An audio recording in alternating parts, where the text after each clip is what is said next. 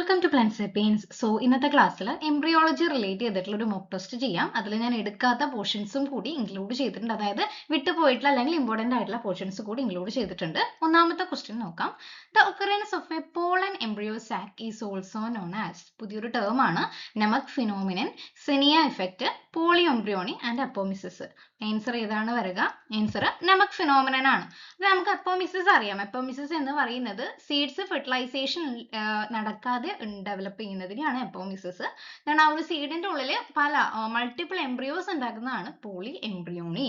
Then xenia effect എന്ന് പറയുന്നത് ഇപ്പോൾ ഒരു മെയ്സിന്റെ കേണലിൽ മെയിൽ കേണൽ എന്ന് പറയുന്നത് പേർപ്പിൾ കളറാണ്. ആ ഒരു മെയിൽ കേണലിൽ നിന്നുള്ള ആ ഒരു പോളൻ ഗ്രെയിൻസ് ഫീമെയിൽ എന്ന് പറയുന്നത് യെല്ലോ കളറാണ് എന്ന് വിചാരിക്കുക. അപ്പൊ ഫ്യൂഷൻ നടന്നിട്ട് റീപ്രൊഡക്ഷൻ നടന്നുണ്ടാകുന്ന പ്രോജനിയും പർപ്പിൾ കളറാണ് ഉണ്ടാവുന്നതെങ്കിൽ അവിടെ മെയിലിന്റെ ക്യാരക്ടർ ആണ് സീഡിന്റെ കളറിനെ ഡിറ്റർമൈൻ ചെയ്യുന്നത്. ആ ഒരു ഇഫക്റ്റിനെയാണ് സെനിയ ഇഫക്റ്റ് എന്ന് പറയുന്നത്.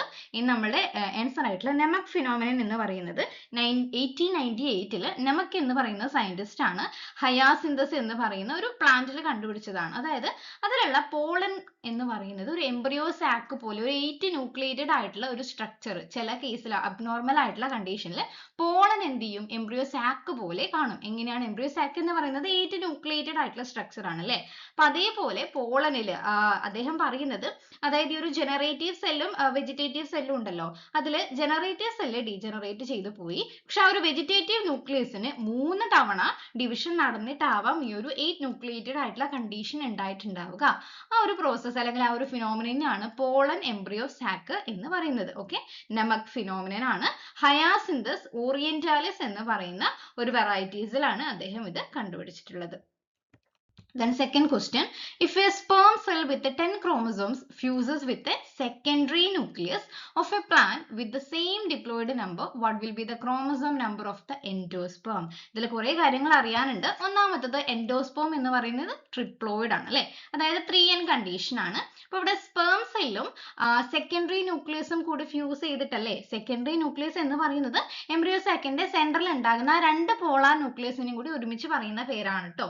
ഒരു സെൻട്രൽ സെല്ലിലുള്ള ന്യൂക്ലിയസിനെയാണ് സെക്കൻഡറി ന്യൂക്ലിയസ് എന്ന് പറയുന്നത്. അപ്പൊ എല്ലാം സെയിം ഡിപ്ലോയിഡ് നമ്പർ ആണ് എന്ന് പറഞ്ഞു. അപ്പൊ ഇവിടെ 10 ആണല്ലോ. അപ്പൊ 3 എണ്ണം ഉണ്ടല്ലോ, ഒരു സ്പേം സെല്ലും ഉണ്ട്, 2 ന്യൂക്ലിയസ്, സെക്കൻഡറി ന്യൂക്ലിയസിൽ 2 പോളാർ ന്യൂക്ലിയസും ഉണ്ട്.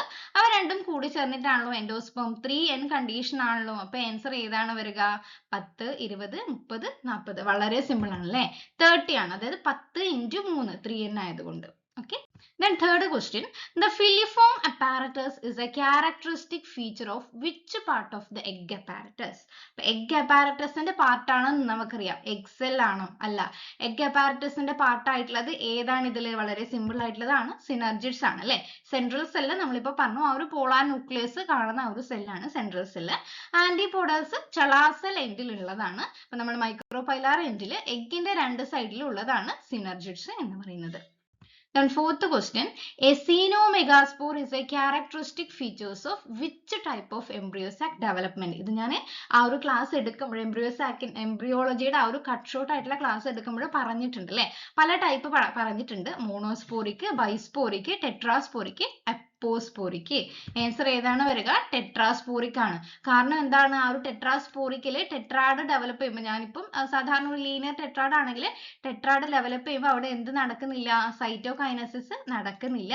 സോ ആ 4 ന്യൂക്ലിയസും ഒരു സിംഗിൾ സെല്ലിന്റെ ഉള്ളിലാണ് ഫ്രീ ആയിട്ട് ഉള്ളത്. അപ്പൊ സെൽ വോളിന്റെ ഫോർമേഷൻ അവിടെ ഇല്ല. അപ്പൊ ആ ഒരു കണ്ടീഷൻ സീനോ എന്നല്ലേ, ആ ഒരു സെപ്റ്റാ ഫോർമേഷൻ നടക്കാത്ത കേസിലല്ലേ നമ്മൾ സീനോ എന്ന് പറയുന്നത്. ഈ ഒരു ഡെവലപ്മെന്റ് എംബ്രിയോസാക്ക് അല്ലേ, അപ്പൊ അത് മെഗാസ്പോറുമായിട്ട് റിലേറ്റ് ചെയ്തിട്ടുള്ളതല്ലേ. ആ ഒരു കേസിൽ ഓർമ്മിച്ച് വെക്കുക, സീനോ മെഗാസ്പോർ ആണ് എന്നത്. Okay. Then fifth question, which type of ovule is completely inverted such that the micropyle lies close to the funicle? വളരെ സിമ്പിൾ ആണ്. നമ്മൾ മോസ്റ്റ് കോമൺ ആയിട്ട് നമ്മൾ പഠിക്കുന്ന ആ ഒരു ഒവ്യൂളിന്റെ സ്ട്രക്ചർ ആണ്. അല്ലാതെ ഏതായിരുന്നു? അനാട്രോപ്പസ് ആയിട്ടുള്ള ഒവ്യൂൾ ആണ്. ബാക്കി എല്ലാ ഒവ്യൂളും ഡീറ്റെയിൽഡ് ആയിട്ട് പഠിച്ചു വെക്കണം. ഇങ്ങനെയുള്ള ഡിസ്ക്രിപ്റ്റീവ് ആയിട്ടുള്ള ക്വസ്റ്റ്യൻസ് ബേസ് ചെയ്തിട്ട് ചോദിക്കാം. Then ആറാമത്തെ question, in a helobial endosperm, the first division of the primary endosperm nucleus results in, okay, പല ടൈപ്പ് എൻഡോസ്പേം പഠിച്ചിട്ടുണ്ട്. ഹീലോബിയൽ ഉണ്ട്, സെല്ലുലാർ ഉണ്ട്, ന്യൂക്ലിയർ ഉണ്ട് അല്ലെ. ആ ഒരു അതിൽ ഹീലോബിയൽ എൻഡോസ്പേം എന്ന് പറയുന്നത് ഇന്റർമീഡിയറ്റ് ആയിട്ടുള്ള രണ്ടിന്റെയും ഇടയിൽ വരുന്നതാണ്. അതിൽ ആദ്യത്തെ ഡിവിഷൻ നടക്കുന്നുണ്ട് അല്ലെ, എന്നിട്ട് അവിടെ സൈറ്റോകൈനസിസ് നടക്കുന്നുണ്ട്. അപ്പൊ രണ്ട് അൺഈക്വൽ ആയിട്ടുള്ള സെല്ലാണ് ഉണ്ടാകുന്നത് എന്ന് പറഞ്ഞു. ഓക്കെ, അൺഈക്വൽ ആയിട്ടുള്ള സെല്ലാണ് ഉണ്ടാകുന്നതെന്ന് പറഞ്ഞു. ആ ഒരു അൺഈക്വൽ ആയിട്ടുള്ള സെല്ല് അത് നമുക്ക് ആദ്യം വോൾ ഫോർമേഷൻ നടക്കുന്നില്ല എന്ന് പറയുന്നത് ഒഴിവാക്കാം അല്ലെ. വോൾ ഫോർമേഷൻ അവിടെ നടക്കുന്നുണ്ട്. ദെൻ ആദ്യം രണ്ടാമത്തത് ടു ഈക്വൽ സൈസ്ഡ് ചേംബർ ആണോ? അല്ല, ടു അൺഈക്വൽ ആയിട്ടുള്ള ചേംബർ ആണ്. ദെൻ എയും ബിയും ആണ് കൺഫ്യൂഷൻ വരുന്നത്, അതൊരിക്കലും മാറിപ്പോവരുത്. ആ ഒരു അൺഈക്വൽ ആയിട്ടുള്ളതിൽ ലാർജർ എന്ന് പറയുന്നത് മൈക്രോ പൈലാർ ആണ്. ദെൻ സ്മോളർ ആയിട്ടുള്ളത് ചളാസൽ ചേംബർ ആണ്. ഓക്കെ, അപ്പം ചളാസൽ ചേംബർ എന്നിട്ട് അതിന് ശേഷം എന്ത് ചെയ്യും? either എന്താ ഡിവൈഡ് ചെയ്യാതെ ഇരിക്കാം, അല്ലെങ്കിൽ പിന്നീട് ഡിവൈഡ് ചെയ്യാം. പക്ഷേ മൈക്രോ പൈലാർ റീജിയൻ ക്യാരക്ടറിസ്റ്റിക് മാനറിൽ ഡിവൈഡ് ചെയ്തിട്ട് ന്യൂക്ലിയർ ആ ഒരു മോഡലിൽ മൈക്രോ പൈലാർ ആയിട്ടുള്ള ആ ഒരു ചേംബർ പിന്നെയും ഡിവൈഡ് ചെയ്യുന്നുണ്ട് എന്ന് ഓർത്ത് വെക്കുക. Then ഏഴാമത്തെ question, what is the ploidy level of the endosperm in the genus ഓണിത്തറ? അപ്പൊ ഈ ഒരു ഓണിത്തറ എന്ന് പറയുന്നതിന്റെ എംബ്രിയോസാക്കിന്റെ ഡെവലപ്മെന്റ് നമ്മൾ പഠിച്ചിട്ടുണ്ട്.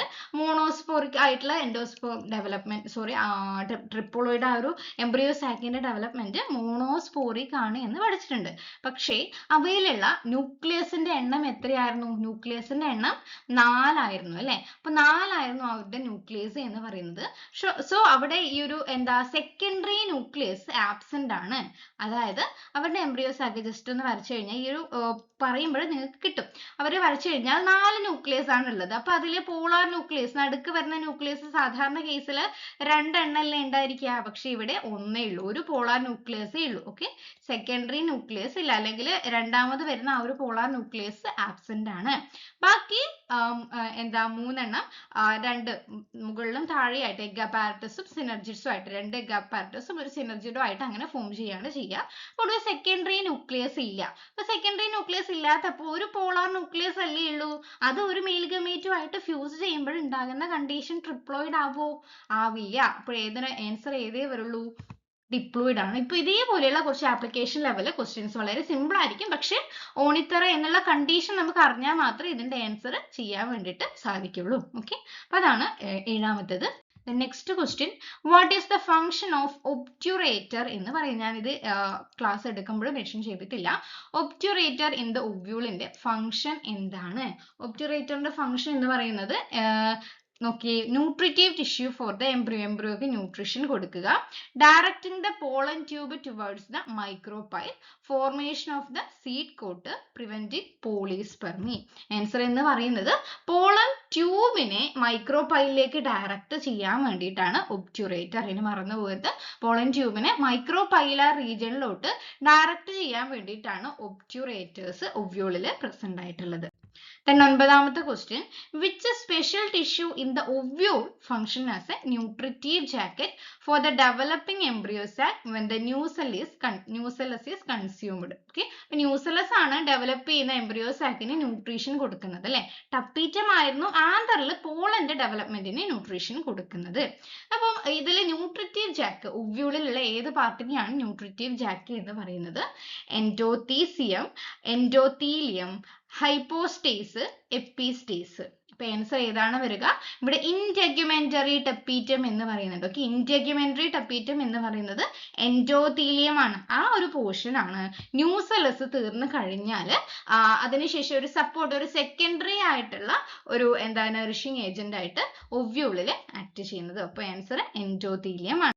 Then next question, which of the following is the characteristics of mosaic endosperm?